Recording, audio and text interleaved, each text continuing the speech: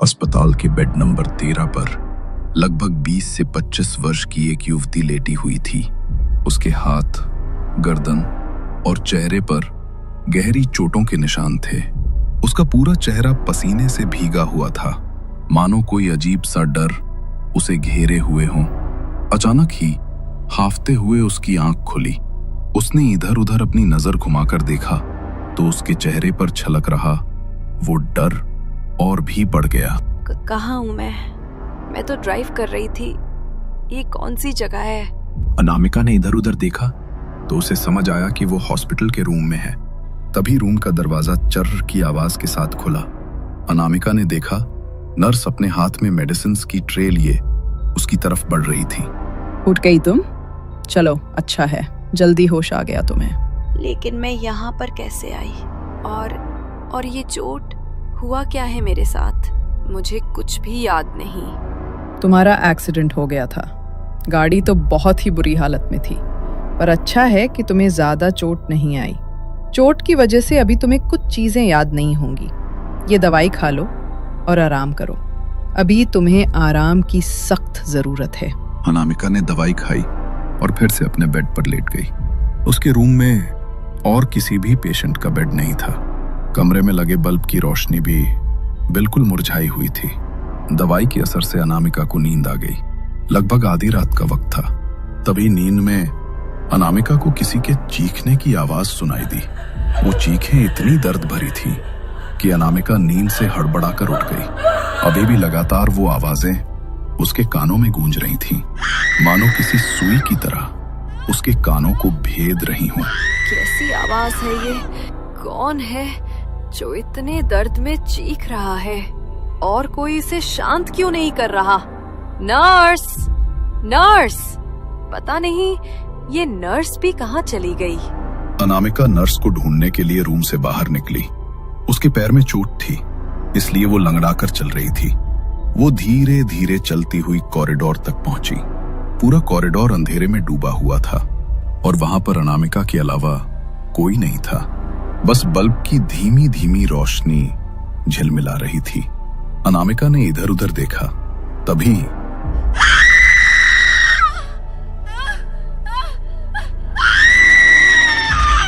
फिर से उसे वही दर्द भरी चीख सुनाई दी।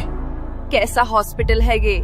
कोई पेशेंट इस तरह दर्द में चीख रहा है और ना तो यहाँ कोई नर्स है ना कोई डॉक्टर। उस आवाज का पीछा करते हुए अनामिका अस्पताल के एक रूम तक पहुंची। रूम के अंदर से अभी भी वही आवाजें आ रही थीं। हल्की सी रोशनी जल रही थी। उसने दरवाजे पर लगे कांच से झांक कर देखने की कोशिश की, लेकिन जो उसने देखा उसे देखकर उसकी रूह कांप गई। सामने बेड पर एक पेशेंट पड़ा था, खून से लथपथ। वो चिल्लाने की कोशिश कर रहा था। तभी डॉक्टर ने उसके मुंह पर जबरदस्ती हाथ रख दिया और अपनी सर्जिकल ब्लेड से उसके पेट को चीर डाला। डॉक्टर ने अनामिका की तरफ देखा और उसके चेहरे पर शैतानी हंसी छा गई। सनकी की तरह हंसता हुआ वो बाहर की ओर आने लगा। अनामिका चिल्लाकर भागी, लेकिन वहीं गिर पड़ी। अचानक उसकी नींद टूटी और वो अपने बिस्तर पर हांफते हुए उठ बैठी। ओह भगवान, कितना भयानक था। कुछ देर बाद अनामिका थोड़ी शांत हुई। वो फिर से बिस्तर पर लेट गई, लेकिन तभी उसे बाथरूम से पानी चलने की आवाज सुनाई दी। ये अचानक पानी चलने की आवाज? मैंने तो टैप बंद किया था, या फिर दूसरा नल खुला रह गया होगा। अनामिका नल बंद करने के लिए बाथरूम में गई। उसने नल बंद किया। तभी उसके कानों में कुछ अजीब फुसफुसाहट की आवाज पड़ी, मानो जैसे बहुत सारे लोग एक साथ उसके पास आकर कुछ कहना चाहते हों। धीरे धीरे वो फुसफुसाहट और तेज हो गई। अचानक उसका शरीर भारी महसूस होने लगा। उसने वॉश बेसिन के आईने में देखा और वहां कटे फटे सड़े हुए शरीर उसके पीछे खड़े थे। किसी की गर्दन नहीं थी तो किसी की आंखें नोच ली गई थी। वो दृश्य उसकी जिंदगी का सबसे खौफनाक पल था। वे शव धीरे धीरे उसकी ओर बढ़ रहे थे। कानों में पड़ती फुसफुसाहट अब इतनी तेज हो चुकी थी कि अनामिका उसे बर्दाश्त नहीं कर पाई। अचानक वो फुसफुसाहट और वो आत्माएं कहीं गायब हो गईं। अनामिका जल्दी से लंगड़ाती हुई बाहर भागी और अपने बिस्तर पर बैठ गई। डर के मारे उसका पूरा शरीर कांप रहा था। उसे समझ नहीं आ रहा था कि आखिर उसके साथ ये क्या हो रहा है। समझ नहीं आ रहा, आंखों के सामने जो दिख रहा है वो सच है या बस इन दवाइयों का असर। शायद इन्हीं की वजह से मुझे बार बार भ्रम हो रहे हैं। अभी मैंने डरावना सपना भी देखा था, शायद उसी का असर है कि अब सब सामने दिख रहा है। मुझे अपने दिमाग पर काबू पाना होगा। अनामिका ने खुद को शांत किया। जैसे तैसे उसने अस्पताल में वो रात बिताई। वो महज अपने साथ होने वाली इन घटनाओं को दवाइयों का असर मान रही थी, लेकिन इस सब के पीछे सच्चाई तो कुछ और ही छिपी थी। अगली रात अनामिका दवाई लेकर सोने के लिए अपने बेड पर लेटी। कुछ ही देर में उसकी आंख लग गई, लेकिन थोड़ी देर बाद ही फिर से उसके कानों में वही फुसफुसाने की आवाजें सुनाई देने लगी। अनामिका अचानक घबरा कर उठी। उसके कानों में एक साथ इतनी तेज आवाज गूंजी कि वो उसे सह नहीं पाई और उसके कानों से खून बहने लगा। वो चिल्लाती हुई जोर जोर से रोने लगी। ये मेरे साथ क्या हो रहा है? कैसी आवाजें हैं ये? ऐसे तो मैं पागल हो जाऊंगी। नहीं, मैं यहाँ नहीं रह सकती। अभी के अभी निकलना होगा मुझे यहाँ से। Nurse, nurse! अनामिका ने कई बार नर्स को आवाज दी, लेकिन उसकी आवाज जैसे कमरे की दीवारों से टकराकर वापस उसके कानों को चीर रही थी। तभी फिर से कमरे में वही आवाजें गूंजने लगी। अनामिका को महसूस हुआ कि कमरे में उसके अलावा कोई और भी है। उसने जैसे ही अपनी गर्दन घुमाई तो उसके सामने कई सारी लाशों का ढेर था। उनके ऊपर कीड़े रेंग रहे थे और उनके शरीर के बचे कुचे गले हुए मांस को खा रहे थे। अनामिका घबराई। तभी वहां मुर्दा पड़े शवों में हलचल होने लगी। अपनी हड्डियों को मरोड़ते हुए वे उठ खड़े हुए और एक साथ सब उसकी ओर बढ़ने लगे। खुद को बचाने के लिए अनामिका लंगड़ाते हुए दरवाजा खोलकर बाहर भागी। वो नीचे जाने के लिए सीढ़ियों की तरफ बढ़ी ही थी कि अचानक किसी ने उसका पैर पकड़ लिया और वह जमीन पर गिर पड़ी। उसने पीछे मुड़कर देखा। वो सनकी डॉक्टर उसकी आंखों के सामने था। उसने उसके पैर को कसकर पकड़ा और उसे घसीटते हुए उसी कमरे की ओर ले जाने लगा। अनामिका डरकर जोर से चिल्लाने लगी। छोड़ो, छोड़ो मुझे! मैंने कहा छोड़ो मुझे! नर्स, डॉक्टर, कोई है यहाँ पर? Please help me! चिल्लाओ, जितना चिल्ला सकती हो चिल्लाओ, लेकिन यहाँ तुम्हारी आवाज सुनने वाला कोई नहीं है। यहाँ कोई तुम्हारी मदद करने नहीं आएगा। अनामिका खुद को उससे छुड़ाने के लिए बार बार छटपटा रही थी, लेकिन वो उसे खींचता हुआ उसी कमरे में ले गया। वो उसे बालों से घसीटता हुआ बेड की तरफ लेकर गया। तभी अनामिका के हाथ से वहां रखी मेडिसिन ट्रे टकराई, जिसमें एक सर्जिकल ब्लेड रखा था। उसने ब्लेड को डॉक्टर के पैर में दे मारा और जैसे ही डॉक्टर की पकड़ छूटी, वैसे ही मौका पाकर अनामिका अपने पैर से लंगड़ाती हुई दरवाजे की तरफ भागी। उसने दरवाजा खोलने की कोशिश की, लेकिन दरवाजा जाम हो चुका था। तभी अनामिका को अपनी गर्दन पर किसी की गर्म सांसें महसूस हुई। वो पीछे मुड़ी और डॉक्टर उस पर झपट पड़ा। अनामिका ने उसे जोर से धक्का दिया। तभी उसकी नजर कमरे में रखे फायर एक्सटिंग्विशर पर पड़ी। उसने फायर एक्सटिंग्विशर को डॉक्टर के सर पर दे मारा, मगर उस पर कोई असर नहीं हुआ। उसके सर से खून बह रहा था, लेकिन फिर भी वो अनामिका को देखकर भयानक तरीके से मुस्कुरा रहा था और धीरे धीरे उसकी ओर बढ़ रहा था। अनामिका डर के मारे पीछे हटने लगी, लेकिन उसका पैर टेबल से टकराया और वो जमीन पर गिर गई। डॉक्टर उसकी तरफ बढ़ ही रहा था कि अचानक उसका पूरा शरीर कांपने लगा और देखते ही देखते निढाल होकर जमीन पर गिर पड़ा। उसी वक्त घड़ी का पेंडुलम बजा। अनामिका ने देखा रात के 2 बज चुके थे और तभी डॉक्टर उसकी आंखों के सामने से कहीं गायब हो गया और कमरे का दरवाजा अपने आप खुल गया। अनामिका जल्दी से वहां से भागी। भागते भागते वो एक और कमरे में जा पहुंची और जैसे ही अंदर गई, कमरे का दरवाजा खुद ब खुद बंद हो गया। अनामिका फिर से घबरा गई, मगर तभी उसकी नजर कमरे में रखे सामान पर पड़ी। वहां अस्पताल की पुरानी फाइलें और डॉक्यूमेंट्स रखे हुए थे। अनामिका के दिमाग में एक बात कौंधी। उसने उन फाइल्स को टटोलना शुरू किया। तभी उसे एक ऐसी फाइल मिली जिसे देखकर उसके होश उड़ गए।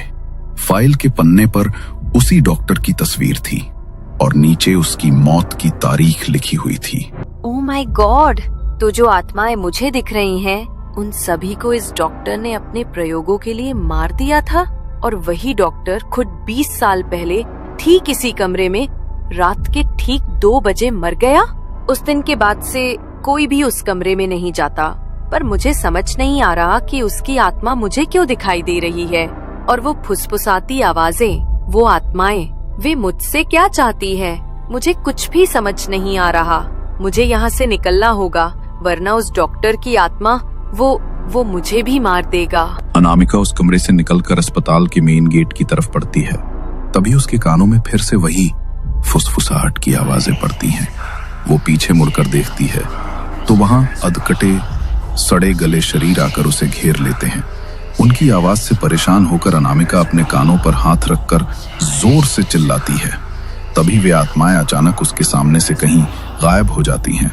अनामिका फिर से मेन गेट की तरफ बढ़ती है, पर आगे बढ़ते बढ़ते वो अपने कदम रोक लेती है और किसी अनजाने खिंचाव से वापस हॉस्पिटल में उसी कमरे की तरफ बढ़ जाती है।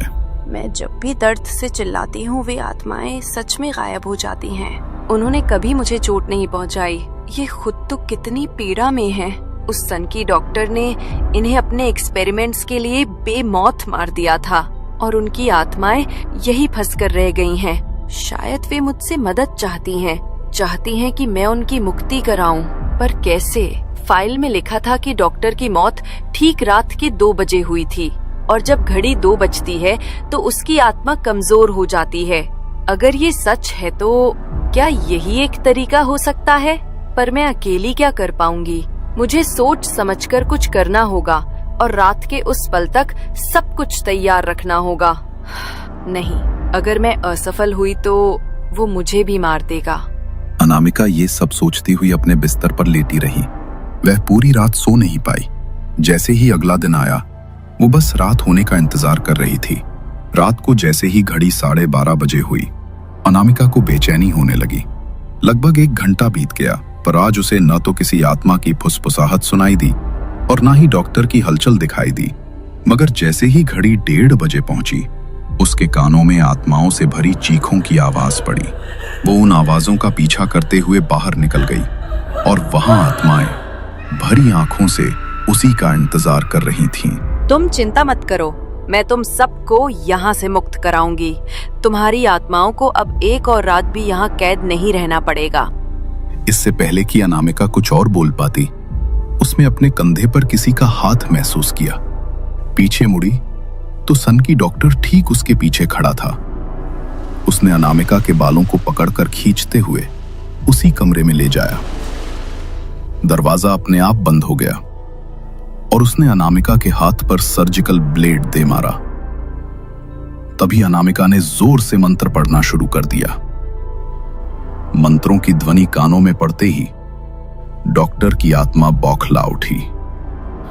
वो फिर से अनामिका की गर्दन पर हमला करने लगा, पर अनामिका ने उसके हाथ को जोर से छुड़ा लिया और तेज आवाज में मंत्रों का उच्चारण जारी रखा। मंत्रों के प्रभाव से डॉक्टर की आत्मा दर्द से तड़पने लगी। वो चीखता हुआ नीचे गिर पड़ा। तभी कमरे का दरवाजा अपने आप खुल गया और बाहर भटक रही सभी आत्माएं कमरे में प्रवेश कर गईं। डॉक्टर की आत्मा इतनी कमजोर हो चुकी थी कि जिन आत्माओं को वो पहले डराता था, वे सब उस पर हावी हो गईं। पूरे कमरे में आत्माओं की चीखें गूंजने लगीं। अचानक अनामिका ने जेब से लाइटर निकाला और कमरे में रखे रुई के बंडल को आग लगा दी। फिर जल्दी से बाहर निकलकर दरवाजा लॉक कर दिया। आग धीरे धीरे पूरे कमरे में फैल गई और कमरा झुलस उठा। अग्नि की लपटों के बीच आत्माओं की तड़प और भी तेज हो उठी। अनामिका ने अपने कानों पर हाथ रखा और अस्पताल में जो आत्माएं इतने सालों से मुक्ति के लिए भटक रही थी, अनामिका के जरिए आज वो सभी डॉक्टर की मैली आत्मा को अपने साथ लेकर वहां से मुक्त हो गई। और घड़ी में पेंडुलम बजा और रात के 2 बजे सब कुछ हमेशा के लिए खत्म हो गया।